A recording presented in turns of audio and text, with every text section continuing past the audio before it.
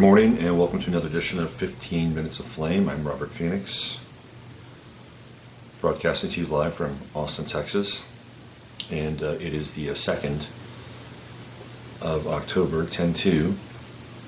And the day after what appears to be the largest shooting in the history of this country that took place on 10/1/11. That's 11 numerologically. And of course, the year is 2017. And that's a 19 and a 1. So we have 10/1, 11, 2, and 19, which is a 1. And we get 2, number 2, number 12 out of the deal, or number 21. Number 21 being the world and completion, the final card in the major arcana. And if you go back and look at the various tarot cards on the Trump cover for The Economist, I believe the world is on there, and this event would represent the world card. Although on 10/1 we're dealing also with the energy of the magician, Will, Aries.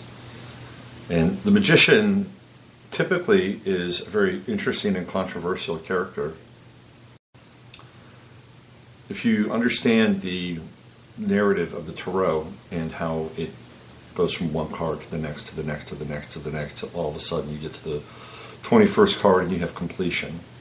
There's a cyclical series of transformational energies that are connected to every single part of the major arcana, just as though there are cyclical energies that are connected to every single house in astrology and every single sign. And it's through moving through each one of these states or conditions, so to speak, that's when we as individuals go through these periods of crisis, disintegration, illumination, integration. So the magician is an interesting card in that what it does is it attempts to take the energy of the fool. And the fool is, the magician is Aries in its will. And the fool is everything.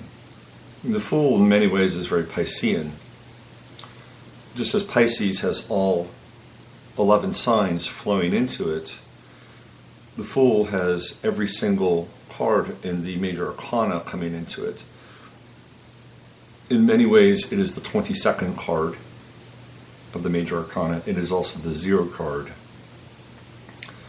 So the Fool is primordial existence. The magician acts upon the primordial existence, channeling the energy of primordial existence into action. That is the nature of the magician. If you look at the traditional version of the magician in the Rider-Waite, he has in his right hand, he has a wand. And that represents the drawing down of telluric energies from heaven. And his left finger is pointing downward to the earth. So the telluric energies are the unmanifest primordial, electrically charged potency of creation coming down from heaven, the left hand pointing down at earth. So this is what the magician theoretically is supposed to do. In modern, or perhaps not so modern, in contemporary times, the magician, by and large, is also an agent of deception. And what I mean by that is that the magician uses things like distraction, things like mild forms of entrainment, so that you are looking in one area and the magician is doing something else in another area. That's how magic works. That's how it works. It's deception. Magic is deception. And if you get really, really good at it, you get really good at creating what looks like events to be certain things. And meanwhile, you're moving other things around so that you can have a desired effect on people, which is to astound and amaze them. So this event in Las Vegas happened on 10/1, the day of the magician.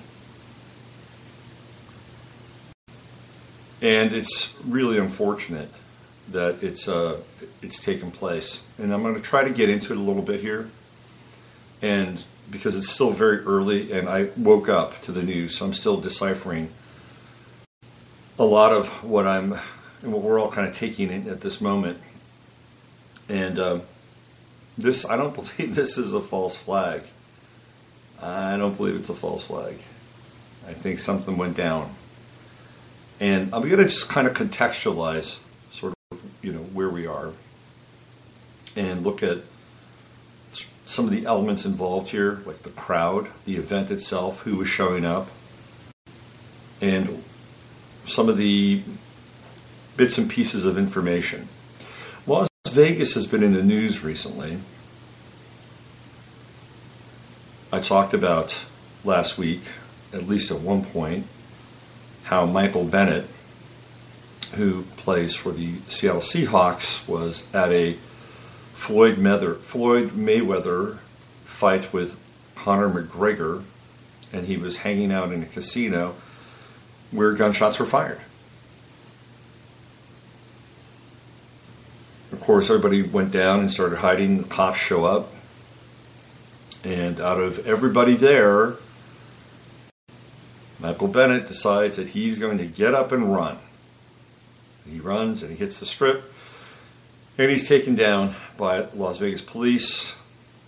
3 officers, 2 of whom were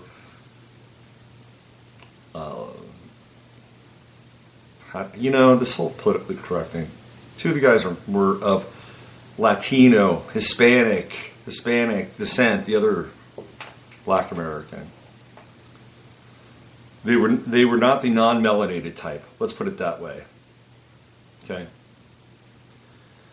So they take Michael Bennett down, and eventually the body cams show what happened. Although one officer did not have his body cam on, and there's a big stink about that, big brouhaha. Like the Las Vegas PD selectively edited out that part of the body cam. Well, if people were so concerned about that part of the body cam and the editing, maybe they should go all the way back to 11/22/1963 and then begin to take apart the Zapruder film where all this bullshit happened. It all started on 11/22/63. Anyway,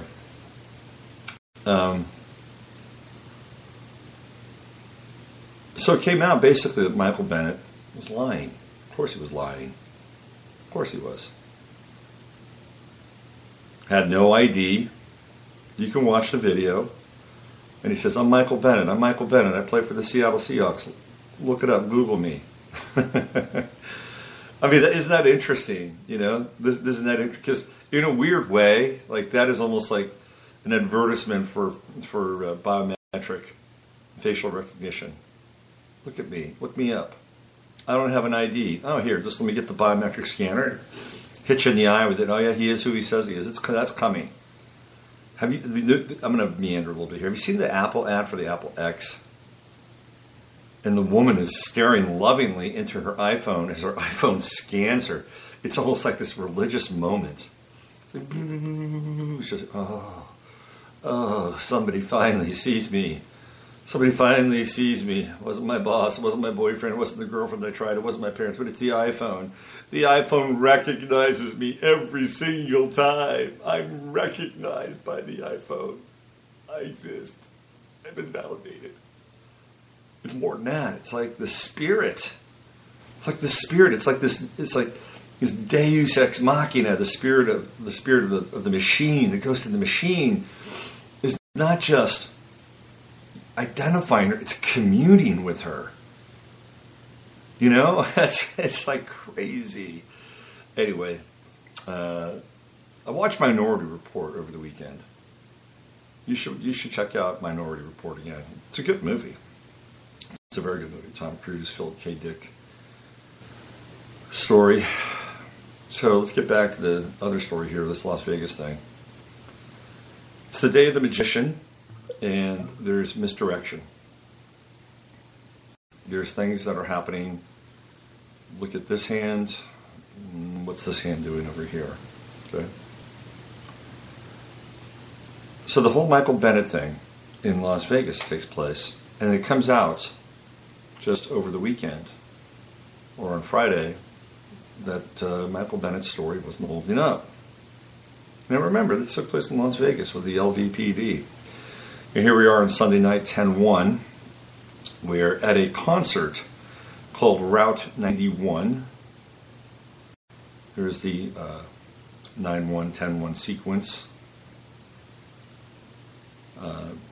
And then you add 19 plus the 2, where you get 21, and it's the world again, it's completion. The Route 91 demographic was a country and western demographic. Meaning that these are people that are basically, I would say by and large, Trump people. They're Trump people. If somebody wanted to make a statement, if this was a 64-year-old man, 64 years old, if he wanted to, and he does not have much of a history, he had a citation with the LVPD, but he doesn't have much of a history. If this man wanted to, let's just say he was after a certain demographic.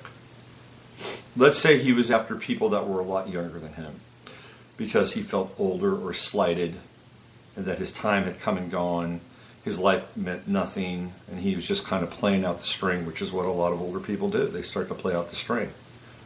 You know, that's why grandkids are so important in the life of an older person, because it gives them something kind of to look forward to and interact with. It's an exchange. It's a beautiful exchange, the process of having grandchildren. Ask any grandparent. Grandparents are the most unconditional, loving people generally on the planet. My father was borderline. He was a borderline unconditional person. He was still too invested in trying to control and raise things, and I couldn't be controlled or raised, and so he put a little pressure on my kid every now and then, but that's another story. He's 64 years old, and he's playing out the string. Now, who's he got a grudge with or a grudge against? Because that crowd, demographically, are going to be always Trumpers. That crowd, demographically, are Trump people. Bottom line, they're Trump people. Country and Western, that's the demo. I'm sorry, it just is. You know, you're not going to find Trump people at a Panic at the Disco concert, or you're not going to find Trump people at a Jay-Z show. You know what I'm saying? This was I think Jason Aldean was on stage when the whole thing started happening. So what is the motivation of somebody who wants to go and, I mean, you've got to think these things through. Do you think he's just saying, oh, you know, I got all these guns and there's a big concert and boy, Mom, I'm just a pissed off old dude. I'm gonna go shoot some people because I just got to take my insane aggression, my blind rage out on a group of strangers just because they're there.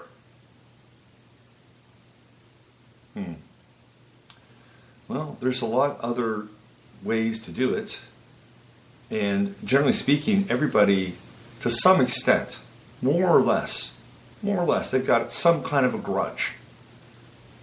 If you don't have a grudge against some group or some institution or somebody in your family or some professional team, you know, or somebody that you work with,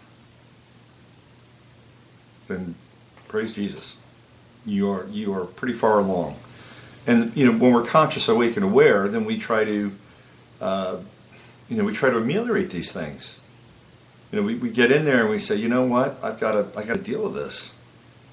I've got to take my pickaxe and shovel to this experience here and find out why I have this grudge. And if I have this grudge, what can I do about it? Is it real? Is it valid? How do I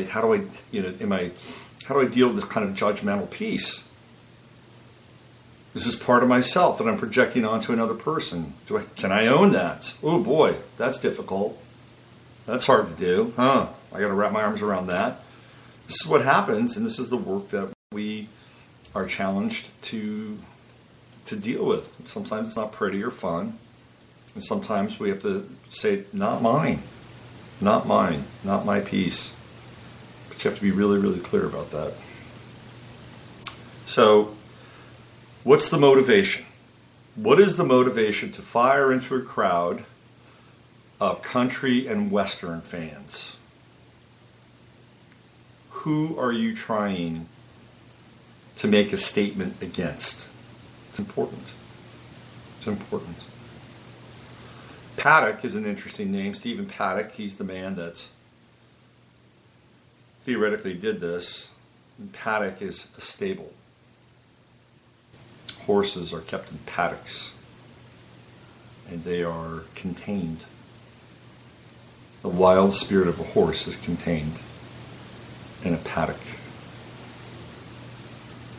And there's a woman, I believe her name is Mary Lou Danley, and she supposedly is connected to Stephen Paddock, and she is, I don't know if they found her, but let's be clear, if they want to find somebody, they can find them real quick. Real quick. What's it called? Cell phones? Geolocation? Right? GPS cell phones? Easy.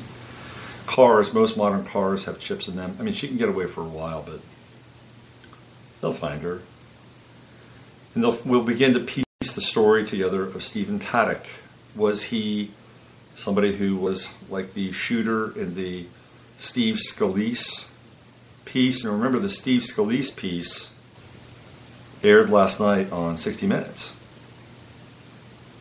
And here he was, this congressman or senator from Louisiana who gets shot at a baseball game. He's a congressman, right?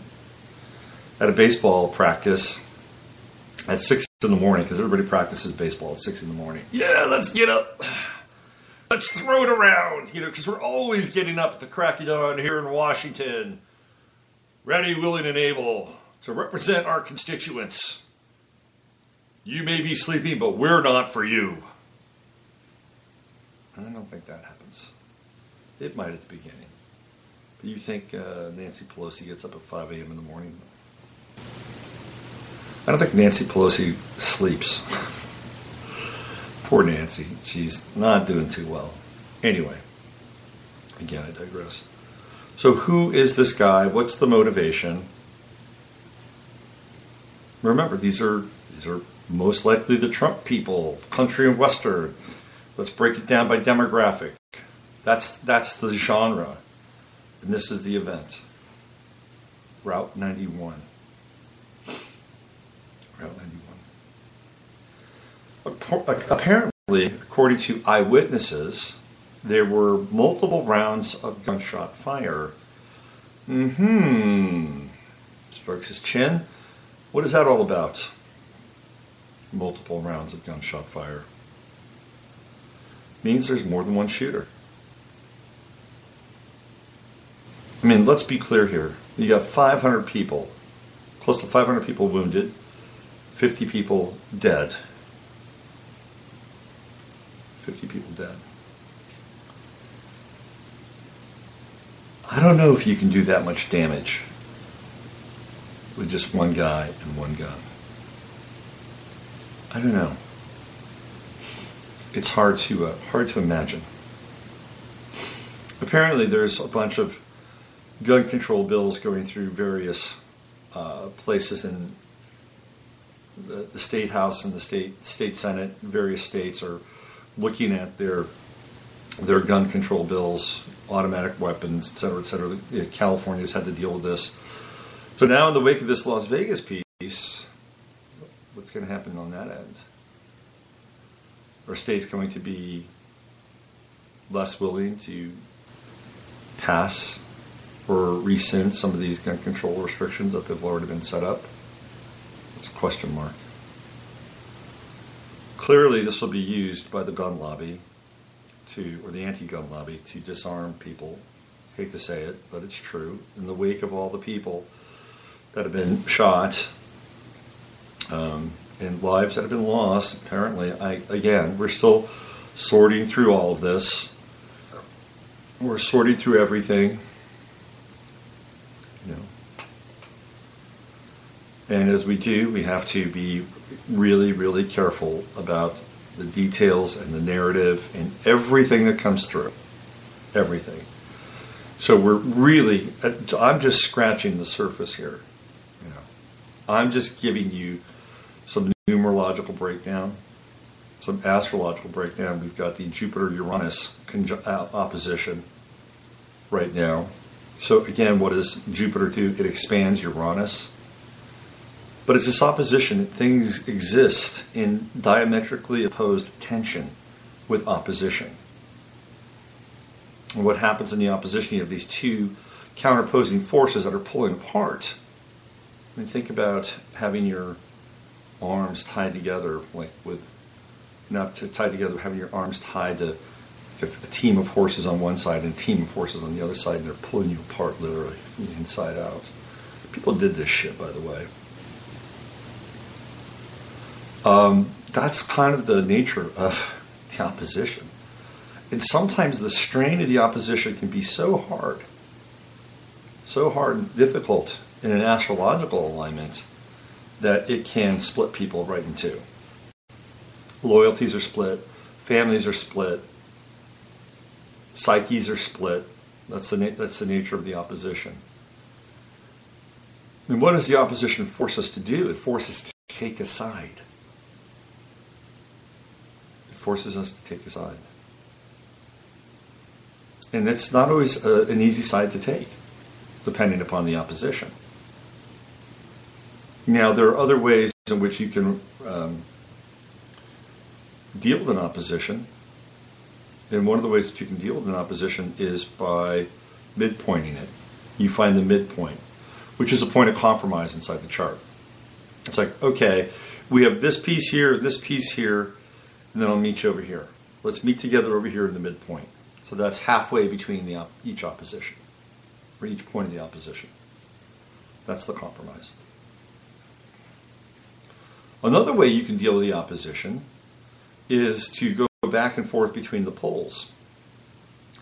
And then if you do it, and you, instead of having a two-dimensional relationship with the opposition, you make it a three-dimensional relationship, and instead of an opposition, what do you have? You have a loop. You have a loop. And you move from one pole to the other like a loop, fluid. I'm here, I'm here, I'm here, I'm here, I'm here, I'm here. Not a lot of people can do that. First of all, you have to envision something in three-dimensional space, which is not impossible. And then you have to be fluid enough to be able to move around the opposition. Then the opposition is no longer an opposition. And once you stretch the loop out, the opposition becomes a circle. It becomes a wheel within a wheel. So this is one way, another way of doing it. A third way of dealing with the opposition is by simply meeting in the center of the chart, the stillness and the storm. That you are in a place where you can move anywhere theoretically on the chart. These are ways in which you can deal with the opposition. But most of us get into this place of bifurcation. I just got a message here. You know, OJ got released on the same day, by the way, that this shooter went postal. Well, it's going to be very interesting to see what the outcome of all of this is. We're just getting started. And Stephen Paddock is a name that you will become familiar with, intimately familiar with, over the course of the next week or so. You'll hear from people that knew him. You'll see everything about his life exhumed. And of course, he killed himself. He killed himself. There's this. So here's my take. This is my kind of uncut take. I believe that there's more than one shooter, obviously. I think there's an agenda here, and their agenda could fit multiple kinds of narratives. But the big agenda is to continue to instill a sense of fear in the American people. that when we go outside now, if we're at a park, if we're at a baseball game, if we're at a football game, if we're at our kids' soccer game, if we're at an outdoor concert, are we safe? Are we safe?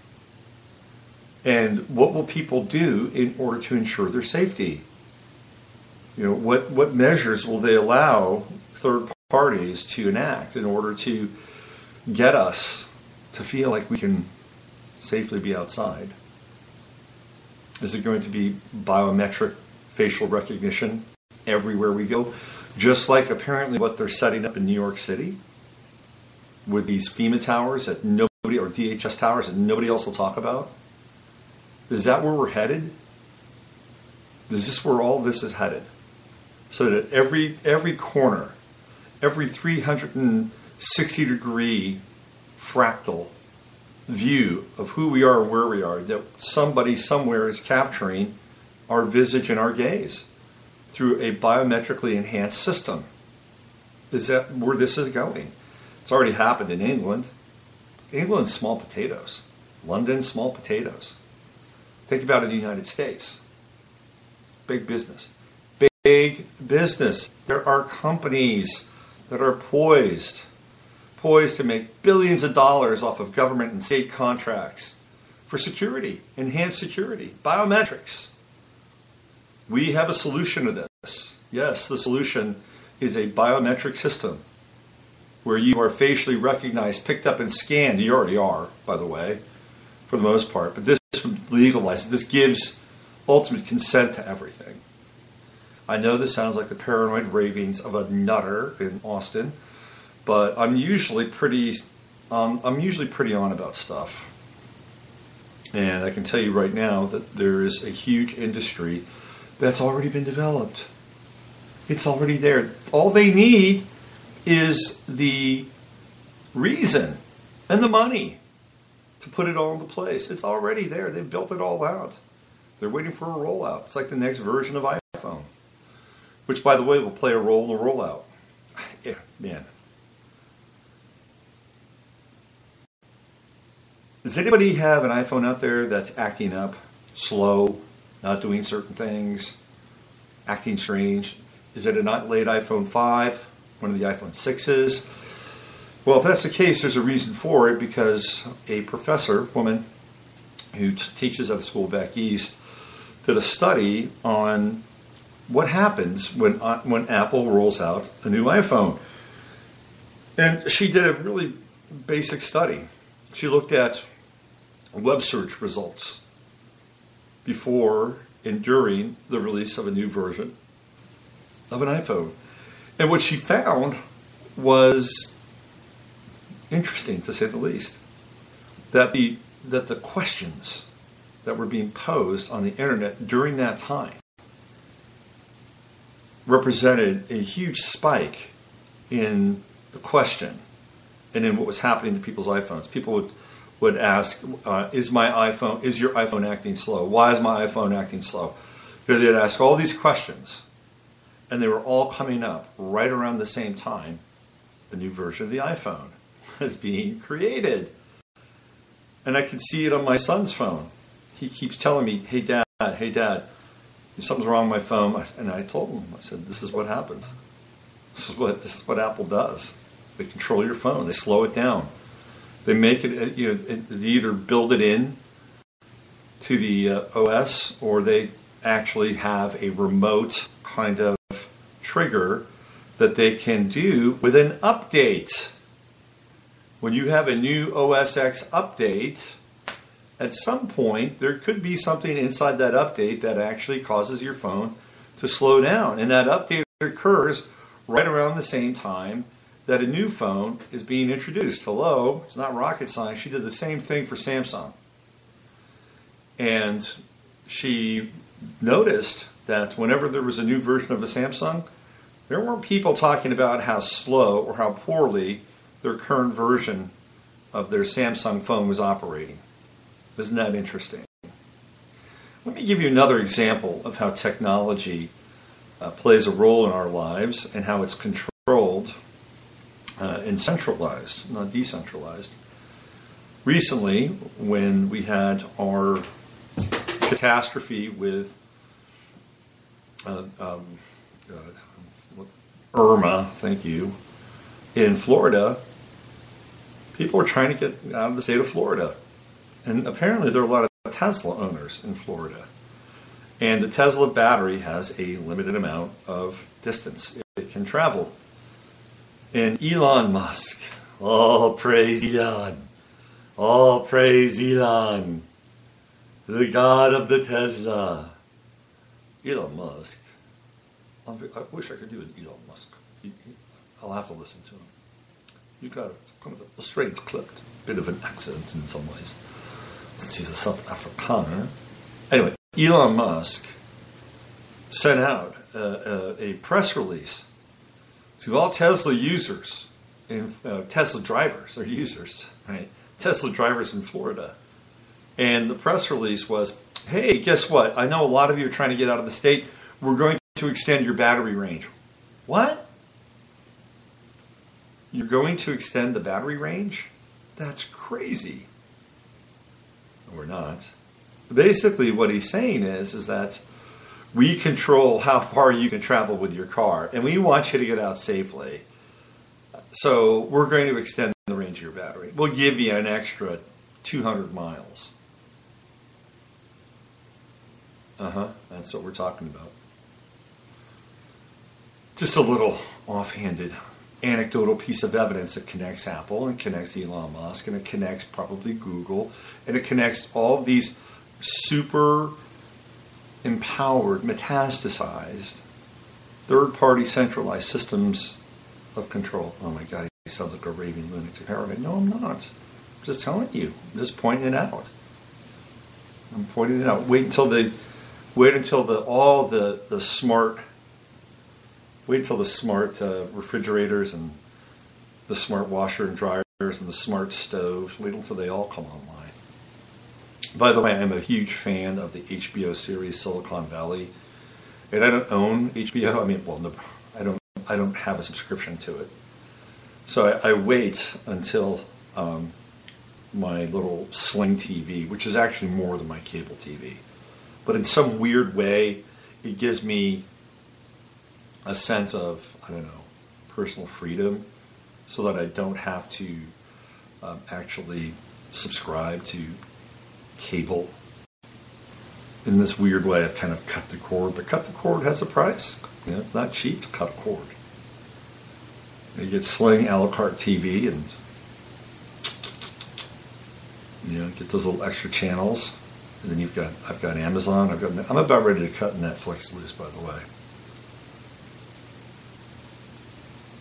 Just about ready. I save $10 a month. Not crazy about the programming. Anyway,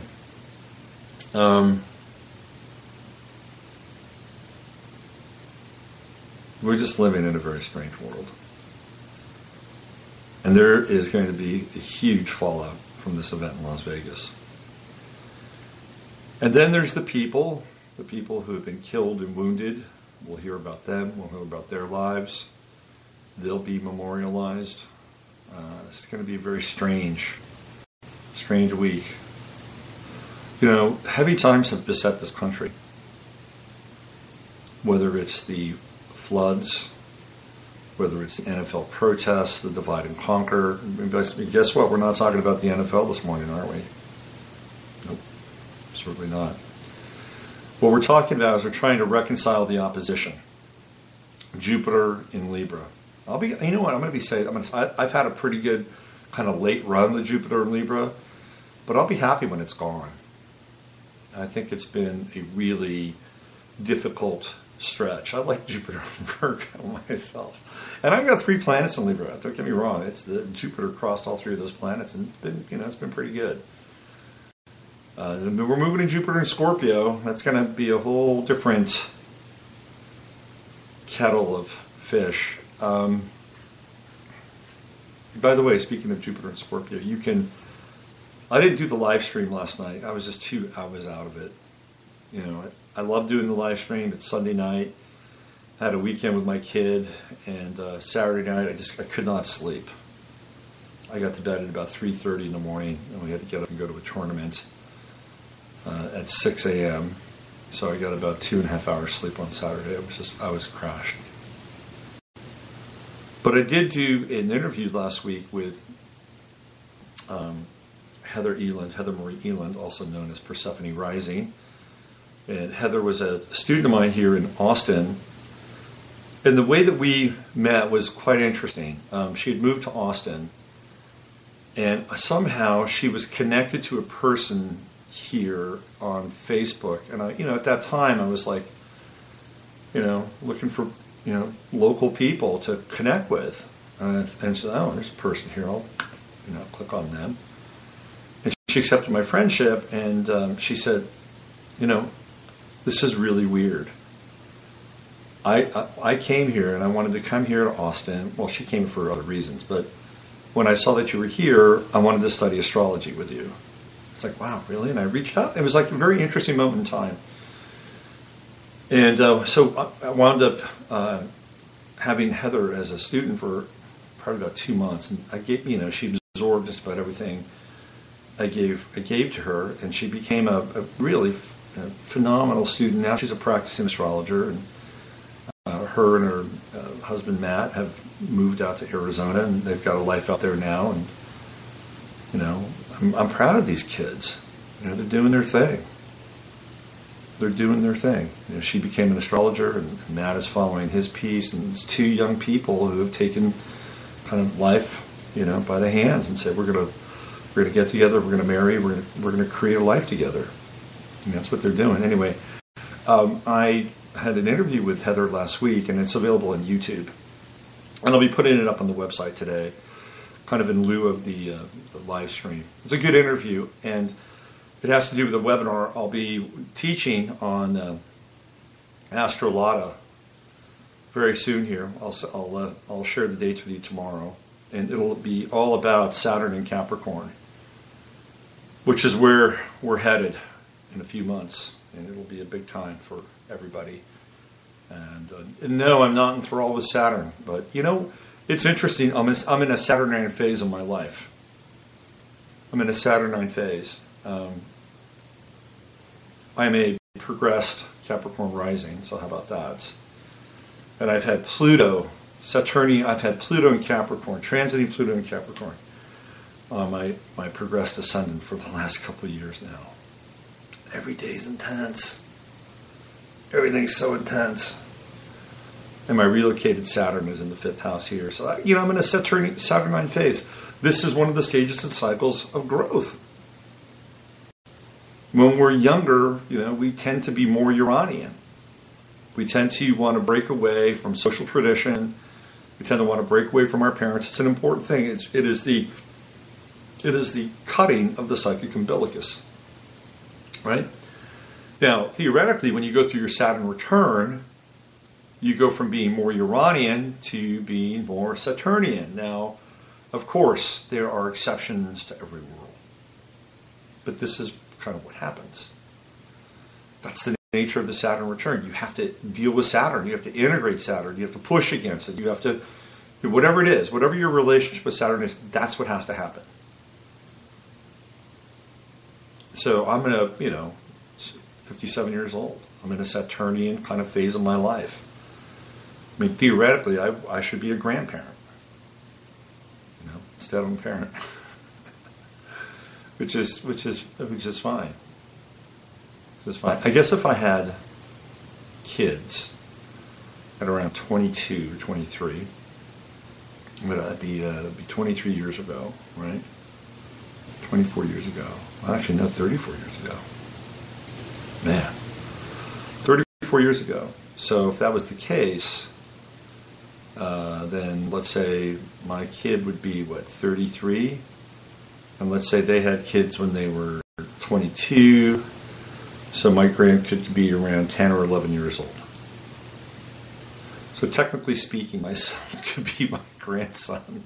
Just like, it's kind of weird. I never thought of it in those terms, but it's kind of on the edge there mathematically. All right, so we're not going to solve the world today, and we're going to be bombarded bombarded with a lot of information, a lot of stories, a lot of opinions.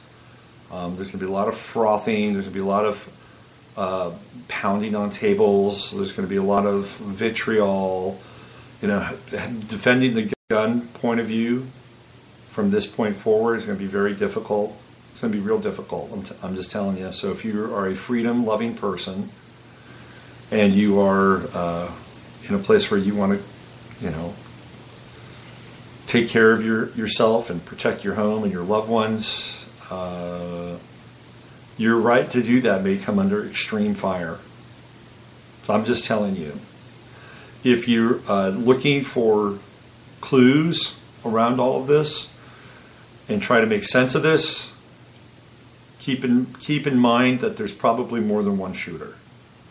That in order to do that much damage, although you'll have experts come on and say, well, depending upon the rounds, and you know, if you've got all the guns set up, you just pick up one gun and you fire and empty a clip, and you got another gun and you fire and empty a clip, and another gun and fire and empty a clip, that one individual could do everything that Stephen Paddock theoretically did. But the accounts of people that were there said that they heard more than one gun shooter or more than one round of fire, which can happen because if you have, you know, and people can listen in that moment and they can hear, okay, there's something coming on from over here, and something, the Spreaker feed isn't working. Why not? I just got a thing that the Spreaker feed isn't working. Let me get into this. Thank you, Shari. Well, I don't know what's wrong with the Spreaker feed because it says here that it's recording. All right, why don't I stop the show and just look for those clues if you're into deciphering this, and stay cool. Use your head to discern what's real, your heart to see when it's possible. Oh, I just got it to play. Okay, thank you. I hear you now. Good. I'm glad to be hearing that. Okay, thank you. Here we go. All right. That's a good point to end the show. Just if you're looking for clues here, focus on the multiple shooters. That's where you want to start. Focus on the multiple shooters. And let's just keep our eyes open here, our high beams on, and continue to sort through the detritus and debris of the post-ecliptic or post-eclipsed United States of America. I'm Robert Phoenix. You've been listening to